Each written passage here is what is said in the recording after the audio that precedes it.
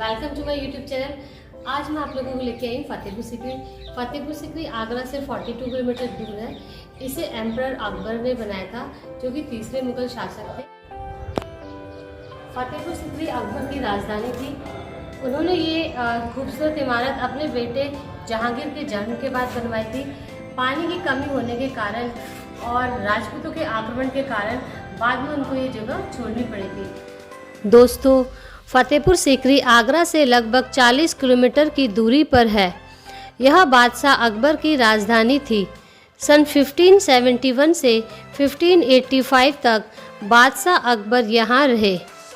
बाद में पानी की कमी के कारण व राजपूतों के आक्रमणों के कारण उनको यह जगह छोड़नी पड़ी थी। इसके बाद मुगल आगरा किला में रहे थे। बादशाह अकबर आगरा से यहाँ सूफी संत शेख सलीम चिश्ती के पास आए थे। उनकी कामना थी कि उन्हें बेटा हो, जो कि उनके बाद उनका राज्य संभाल सके। बाबा के आशीर्वाद से बादशाह अकबर को उनकी हिंदू रानी हरका बाई, जिन्हें कि जोधा बाई के नाम से भी जाना जाता है, उनसे एक बेटा हुआ। उनके बेटे का बचपन का नाम सलीम था, क्योंकि वह बाबा सलीम चिश्ती के आशीर्वाद के कारण हुए थे। बाद में उन्हें चौथे मुगल बादशाह जहांगीर के नाम से जाना जाने लगा। दोस्तों, यह विश्वदाय मॉन्यूमेंट भी है। लेखक अबुल फजल ने लिखा है कि यहाँ पर पहाड़ी पर गुफा में सूफी संत शेख सलीम चिश्ती जी रहते थे। उन्हीं के आशीर्वाद से ही अकबर के उत्तराधिकारी का जन्म 1569 में हुआ था। उन्होंने उसका नाम सलीम रखा था। बाद में उन्होंने उनका नाम जहांगीर रखा। दोस्तों, आप अपने साथ खाने की कोई भी वस्तु ना ले जाएं। केवल पानी, दवा, कैमरा, मोबाइल व पर्स ही अपने साथ ले जाएं। सनग्लासेस, हैट व छाता भी आप अपने साथ ले जा सकते हो। स्मोकिंग आइटम्स, खिलौने, किताबें, बैनर या कोई भी शार्प ऑब्जेक्ट व रिलीजियस थिंग्स अपने साथ ना ले जाएं। बादशाह अकबर को सन 1569 में बेटा हुआ था। उसके बाद ही उन्होंने 1570 से इस इमारत का निर्माण करवाना शुरू किया था।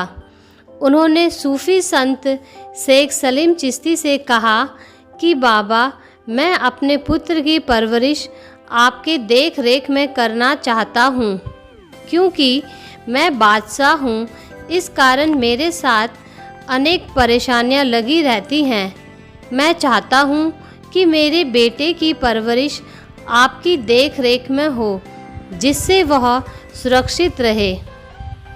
अकबर ने लगभग 11 से 12 किलोमीटर की एरिया में फतेहपुर सीकरी का निर्माण करवाया था। यहाँ 9 एंट्रेंस गेट हैं। आप आगरा गेट से अंदर प्रवेश करोगे, जो कि इसको आगरा शहर से जोड़ता है। मैं आप लोगों को केवल पैलेस एरिया और दरगाह एरिया ही दिखाऊंगी, परंतु उस समय यहाँ चारों ओर ऊंची ऊंची दीवारों से यह जगह घिरी हुई थी और सारी तरफ सिक्योरिटीज़ लगी होती थी, ताकि कोई भी बाहर से हमला ना कर सके। आप यह दीवारें आज भी देख सकते हो।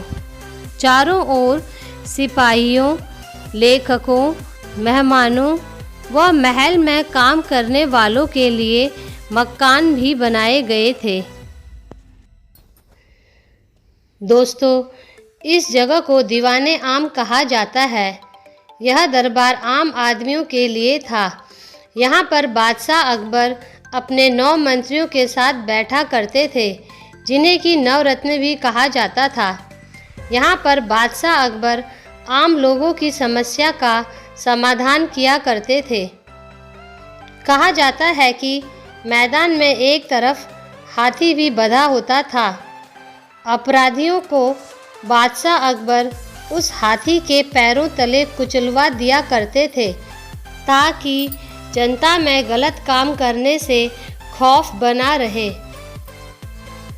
बादशाह अकबर के नवरत्नों के नाम इस प्रकार हैं: राजा बीरबल, तानसेन, अबुल फजल, फैजी, राजा मान सिंह, राजा टोडरमल, मुल्ला दो प्याजा, फ़कीर अजुद्दीन, अब्दुल रहीम खाने खाना। बादशाह अकबर को सन 1569 में बेटा हुआ था।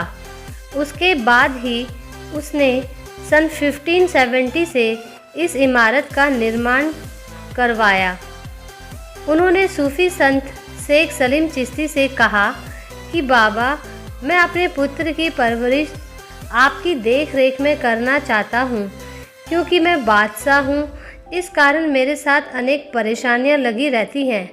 मैं चाहता हूँ कि मेरे बेटे की परवरिश आपकी देख रेख में ही हो, जिससे वह सुरक्षित रहेगा। अकबर ने लगभग 11 से 12 किलोमीटर के एरिया में फतेहपुर सीकरी का निर्माण करवाया था। यहाँ 9 एंट्रेंस गेट हैं।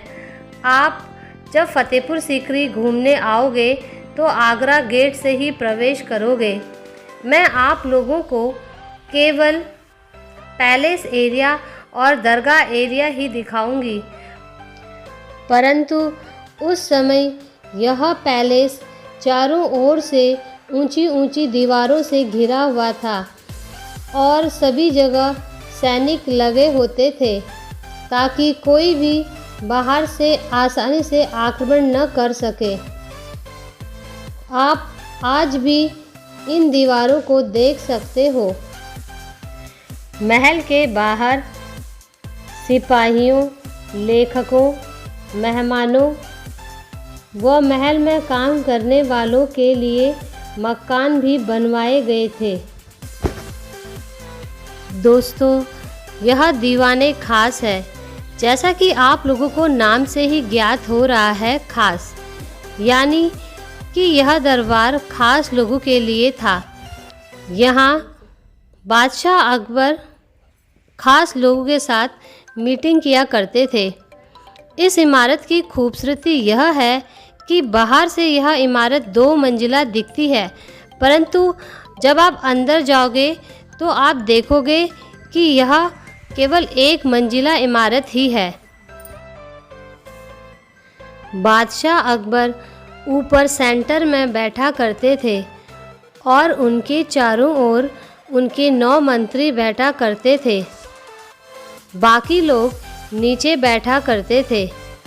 अब ऊपर जाने के सारे रास्ते गवर्नमेंट ने बंद कर दिए हैं। उस समय बादशाह अकबर ने एक नया धर्म बनाया था जिसका नाम था दीन ए इलाही।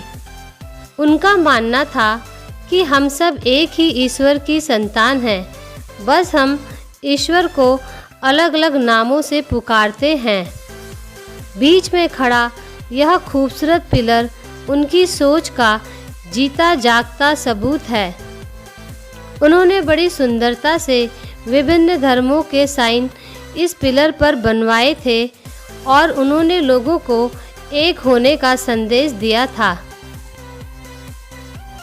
सचमुच कितने महान थे बादशाह अकबर। उनका असली नाम मोहम्मद जलालुद्दीन था।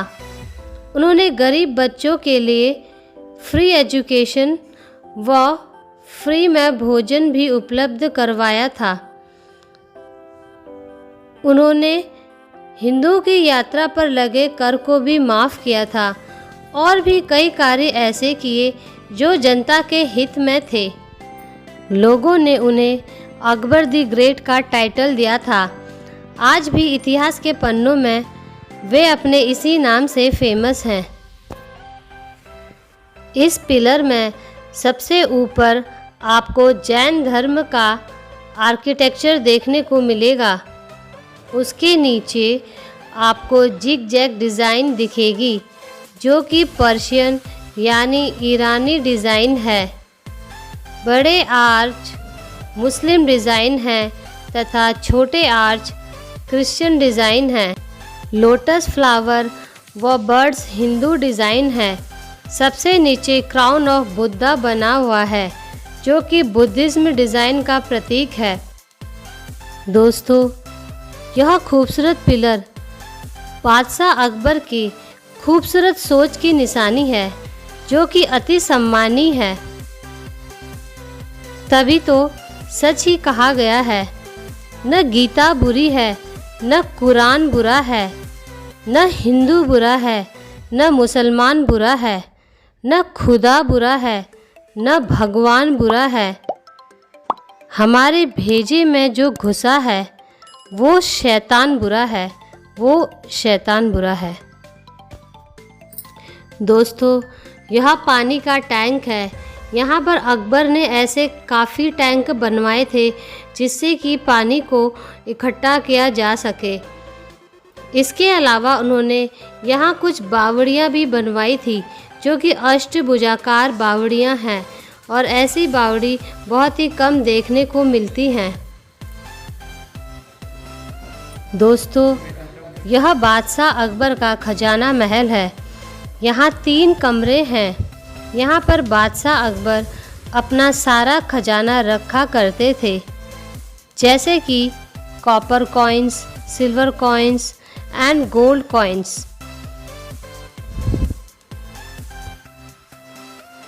विभिन्न प्रकार के रत्न, हीरे, मोती, आभूषण भी यहाँ पर रखे जाते थे। अंदर दीवार में खजाना रखने के लिए बॉक्स बनाए गए हैं। इन्हें बड़ी ही चतुराई से दीवार में ही बनाया गया था। कहा जाता है कि बादशाह अकबर यहाँ पर अपनी 3 रानियों के साथ आँख मिचौनी का खेल भी खेला करते थे, यानी कि हाइड और सीक गेम भी खेला करते थे।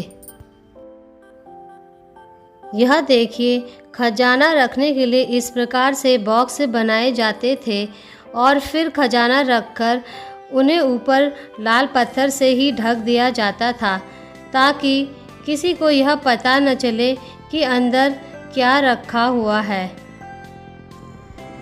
इस जगह को एस्ट्रोलॉजर सीट कहा जाता है। बादशाह अकबर ज्योतिष विज्ञान में भरोसा रखते थे, इसीलिए जब भी वह कोई नया कार्य करते थे तो ज्योतिष की राय जरूर लिया करते थे। इसकी डिज़ाइन हिंदुओं के जैन टेम्पल से ली गई है। दोस्तों, यहाँ पर बादशाह अकबर चौसर खेला करते थे। इस गेम को महाभारत काल में भी खेला जाता था। देखने में यह गेम लूडो जैसा दिखता है। इस लाल पत्थर से बने हुए टेबल पर बादशाह अकबर अपनी रानी के साथ बैठा करते थे। आपको टेबल के चारों ओर गेम बना हुआ नज़र आएगा। कमाल की बात तो यह थी कि बादशाह मोहरों की जगह दासियों का प्रयोग किया करते थे। दासियां सुंदर पोशाक पहनकर खानों में खड़ी रहती थी और जब भी कोई चाल चली जाती थी तब दासी नाचते नाचते दूसरे खाने में जाती थी। दोस्तों, इस जगह पर बच्चों को शिक्षा दी जाती थी। ऊपर के हिस्से में पुस्तकालय था। इस जगह की छतें काफ़ी नीची हैं क्योंकि ये वास्तु के अनुसार बनाई गई थी। जहाँ पर भी आपको छतें नीचे दिखेंगी वह सारी जगह वास्तु के अनुसार ही बनाई गई थी कि किस जगह पर कितनी हाइट होनी चाहिए। दोस्तों, यह अनूप तालाब है। इस तालाब को सम्राट अकबर के नवरत्नों में से एक तानसेन म्यूजिशियन की आवाज़ को गूंज देने के लिए बनाया गया था। उनका असली नाम रामतनु पांडे था। बादशाह अकबर ने उन्हें तानसेन की उपाधि दी थी। उन्हें संगीत का सम्राट कहा जाता है। ऐसा कहा जाता है कि जब वह दीपक राग गाया करते थे तो सारे दीपक जल जाया करते थे और जब वे मल्हार राग गाया करते थे तो बारिश हो जाया करती थी। इतने महान म्यूजिशियन थे तानसेन जी। अभी यहाँ पर सफाई चल रही है, इसीलिए पानी नहीं है। सम्राट तानसेन जी बीच में बैठकर गाया करते थे। वहाँ सामने बादशाह अकबर बैठते थे और बाकी तरफ उनके मंत्री और अन्य जनता बैठकर सम्राट तानसेन जी के संगीत का आनंद लिया करती थी।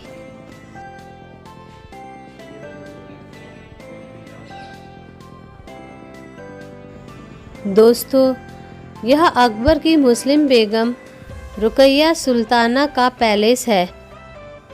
उन्हें तुर्की सुल्ताना के नाम से भी जाना जाता है। इस महल के अंदर बेहद कीमती शीशे लगे थे, इसीलिए इसे शीश महल भी कहा जाता था। अंदर बने इन फूलों में हीरे लगे हुए थे। पैलेस के अंदर आपको हिंदू रिलीजन के पशु पक्षियों के चित्र भी देखने को मिलेंगे।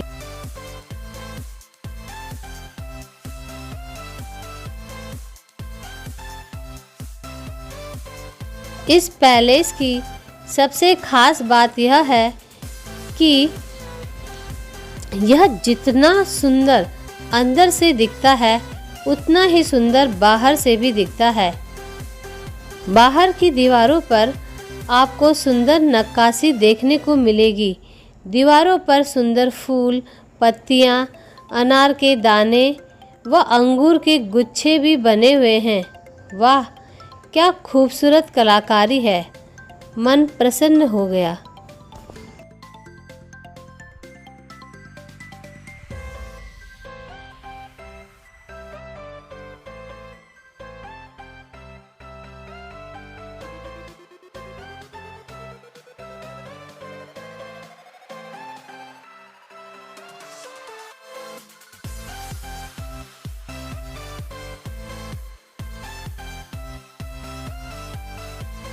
इस पैलेस के सामने के गार्डन में गुलाब व चमेली के फूल लगे हुए थे। यह बादशाह अकबर का डाइनिंग रूम था। यहाँ पर वह भोजन किया करते थे। यहाँ की दीवारों पर कुछ जगह आप आज भी सुंदर पेंटिंग देख सकते हो। फ्रेंड्स, मेरे राइट हैंड साइड में अकबर का पैलेस है। यह पैलेस डबल स्टोरी है। नीचे समर पैलेस है और ऊपर विंटर पैलेस है।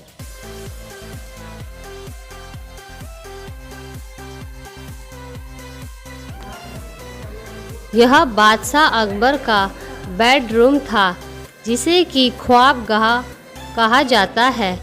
इसके ऊपर चढ़ने के लिए चंदन की सीढ़ियाँ हुआ करती थी।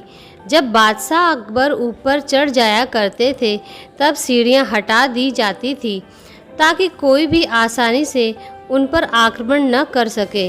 यह उनका समर पैलेस था।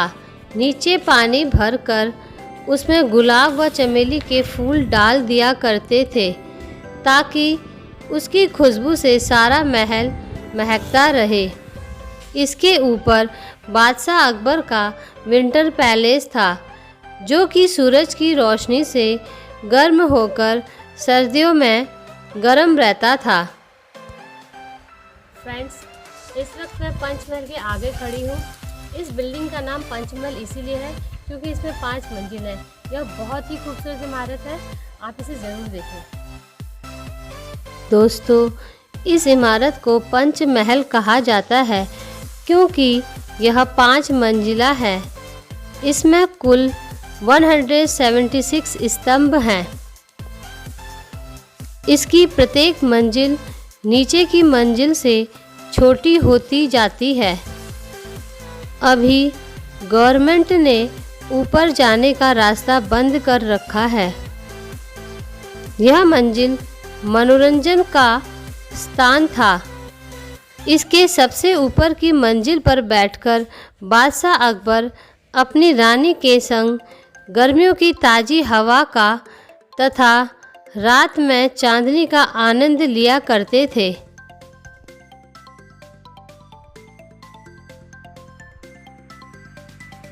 दोस्तों, यह बादशाह अकबर की मरियम रानी का महल है। इसे सुनहरा मकान भी कहा जाता था। इसकी दीवारों पर हाथी, हंस के जोड़े, मोर व हिंदू देवी देवताओं के चित्र बने हुए थे। कुछ पेंटिंग्स आपको आज भी देखने को मिल जाएंगी। यह पेंटिंग लगभग 400 वर्ष से भी अधिक पुरानी है।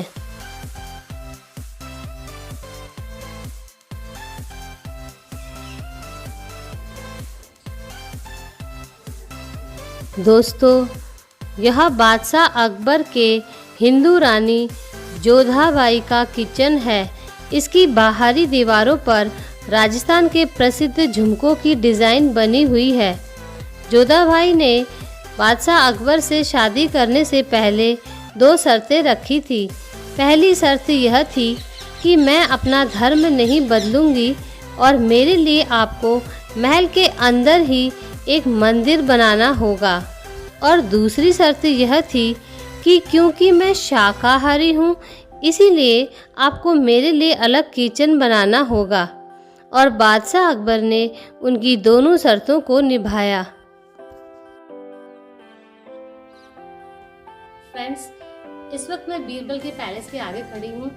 बीरबल अकबर के फेवरेट मंत्री थे क्योंकि वह बहुत ही बुद्धिमान थे और बहुत ही ईमानदार थे। उनकी ईमानदारी और बुद्धि से प्रसन्न होकर अकबर ने उनको यह सुंदर सा पैलेस गिफ्ट करा था। यह सुंदर महल बादशाह अकबर ने अपने सबसे प्रिय मंत्री बीरबल जी को गिफ्ट किया था ताकि बीरबल जी 24 घंटे उनकी सेवा में हाजिर हो सके। कहा जाता है कि बादशाह अकबर की 2 बेगम रुकैया तथा सलीमा सुल्ताना बेगम पहले यहाँ रहती थी। बादशाह अकबर सबसे ज़्यादा बीरबल जी की राय ही लिया करते थे। उनकी बुद्धिमानी से प्रसन्न होकर उन्होंने उन्हें महल के अंदर ही रहने का स्थान दिया था। यह बहुत ही सुंदर महल है। इसकी दीवारों पर बहुत सुंदर कार्विंग हो रही है। यह महल 2 मंजिला है।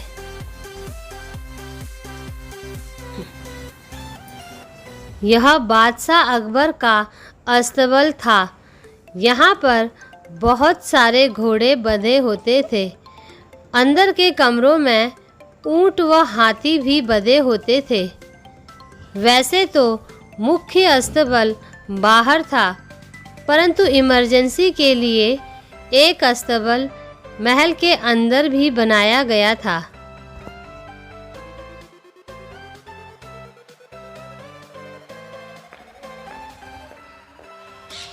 फ्रेंड्स, इस वक्त मैं समर पैलेस के बाहर की साइड बैठी हूँ। आप मेरे ठीक ऊपर देख सकते हैं कि जाली का बहुत ही सुंदर काम हो रहा है।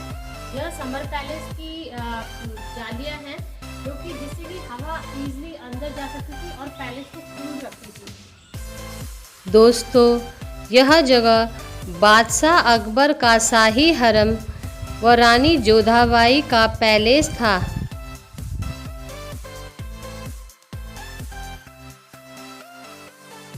इसमें जो सुंदर बालकनियां आप देख रहे हैं वह राजस्थानी डिज़ाइन में बनाई गई हैं ताकि महिलाएं बालकनी में खड़े होकर बाहर का नज़ारा देख सके। यह एरिया लेडीज़ के लिए बनवाया गया था। यहाँ किसी भी बाहर के पुरुष का आना वर्जित था। इस महल के बाहर सिक्योरिटी के लिए कमरा बना हुआ था जो कि हमेशा हरम की निगरानी किया करते थे। उस समय हरम में बादशाह ने सिक्योरिटीज़ के लिए यूनिक्स लगाए हुए थे जो कि राजा व अन्य रानियों की बातें एक दूसरे तक पहुंचाते थे। अंदर से यह महल काफ़ी बड़ा है। यहाँ समर तथा विंटर पैलेस दोनों बने हुए हैं। यह समर पैलेस है। इसके छत के ऊपर ब्लू टाइल्स लगी हुई हैं, जो कि गर्मियों में महल को ठंडक प्रदान करती थी। तथा पैलेस की एक खास बात यह है कि इसकी बाहरी दीवारें जालियों से बनी हुई हैं, ताकि बाहर की ठंडी हवा अंदर आ सके। विंटर पैलेस की भी अपनी एक अलग पहचान है। इसके छत में ऐसा मटेरियल लगा है जो कि सूरज की रोशनी से इसे गर्म कर देता था।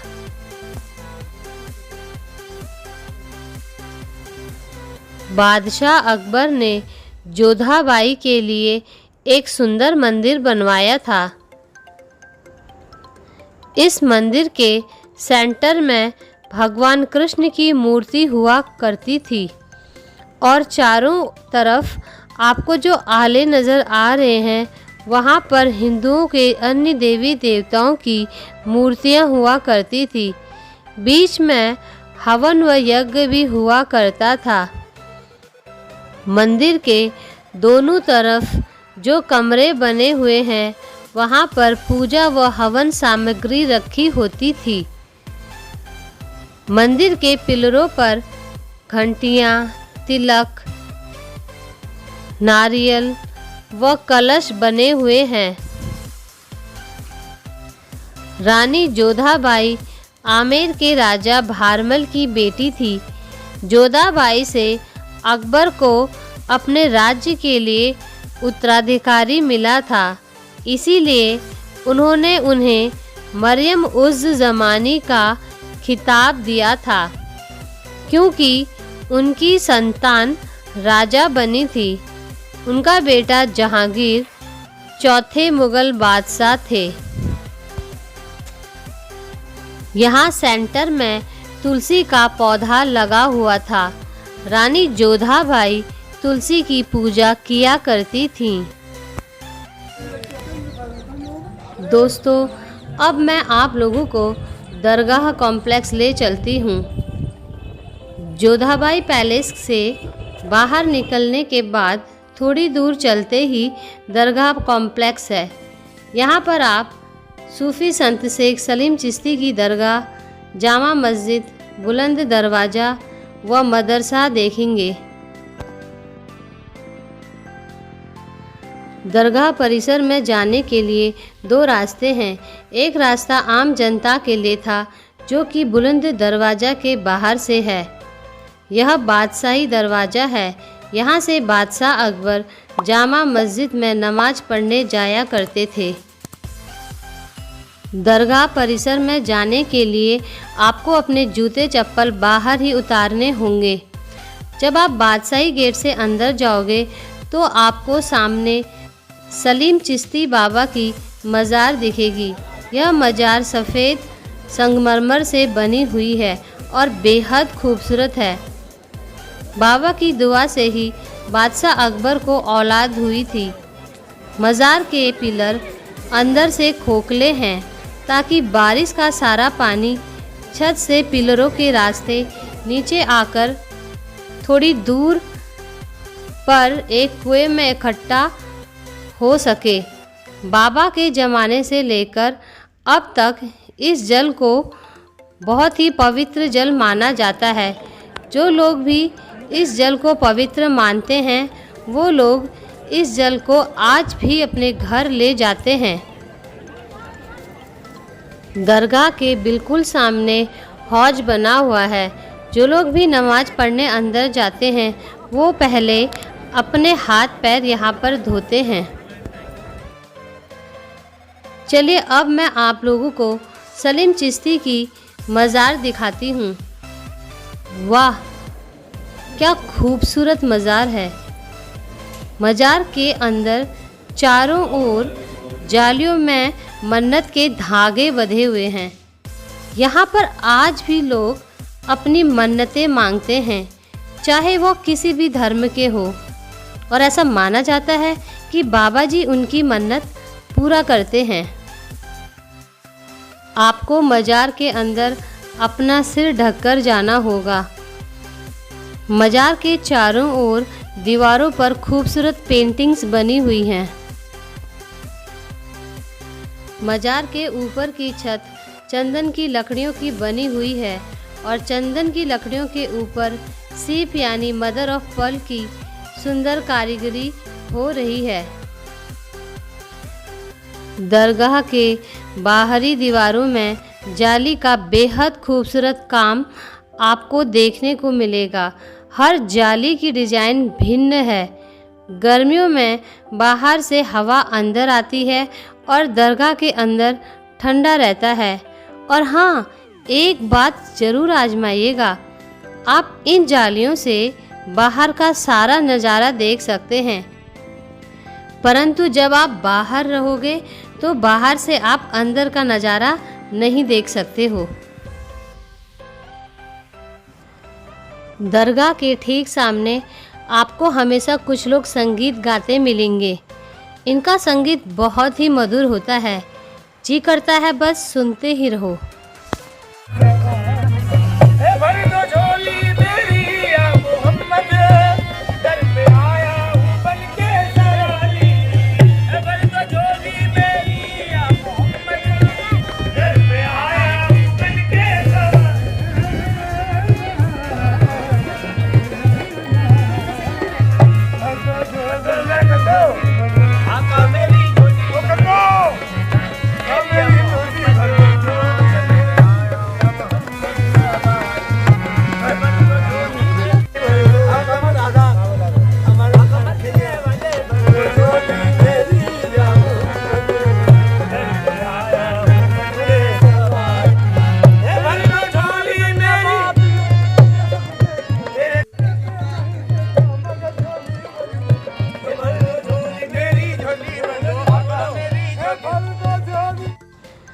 दरगाह के बाहर की ओर बाबा के परिवार की पुरुषों की कब्रें हैं और अंदर की ओर महिलाओं की कब्रें हैं। इस पूरे दरगाह परिसर में चारों ओर छत के ऊपर आपको छोटी छोटी बुर्जियां देखने को मिलेंगी। उस समय यहाँ पर किसी भी विशेष अवसर पर मशालें जलाई जाती थी। खास तौर से बाबा के जन्मदिन पर सारे दरगाह कॉम्प्लेक्स को खूबसूरती से सजाया जाता था और चारों ओर बुर्जों में मसाले जलाई जाती थी। लोग आज भी बाबा का जन्मदिन बहुत ही धूमधाम से मनाते हैं। उनके जन्मदिन पर लोग दूर दूर से यहाँ पर आते हैं। उनका जन्मदिन 28 रमज़ान को होता है, यानी कि ईद से 2 दिन पहले। यदि आप उस समय दरगाह घूमना चाहते हैं तो ज़रा सोच के आइएगा, क्योंकि भीड़ बहुत होती है। दोस्तों, यह बादशाह अकबर की शाही मस्जिद है। इसे जामा मस्जिद कहते हैं। यहाँ पर वो 5 समय की नमाज अदा करने आया करते थे। इस मस्जिद के बारे में कहा जाता है कि यह मक्का शहर में स्थित शाही मस्जिद के डिज़ाइन से प्रेरित होकर बनाई गई है। मस्जिद के प्रमुख हॉल को बहुत ही खूबसूरत पेंटिंग से सजाया गया है। यहाँ आज भी लोग नमाज पढ़ते हैं।